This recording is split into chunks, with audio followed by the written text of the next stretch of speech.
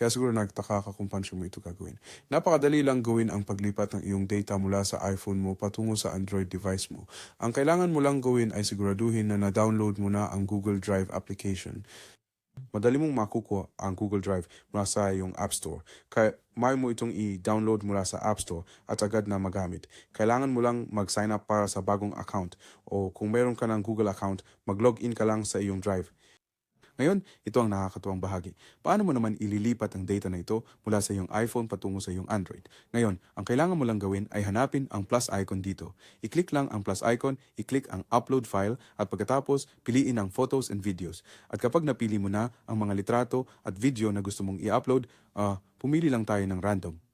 I-click ang upload at ito ay mai-upload sa iyong drive.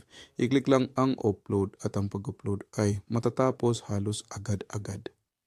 Ngayon, sa iyong Android device, ang kailangan mo lang gawin ay buksan ang application ng Google Drive. Ngunit, siguraduhin mo munang na-download mo na ang Google Drive at naka-login ang parehong account na ginamit mo sa iyong Android. Kaya, itap mo lang ang Google Drive, mag-login sa parehong account at ang kailangan mo lang gawin ay i-refresh ang page at makikita mo na ang larawang na-upload mo rito.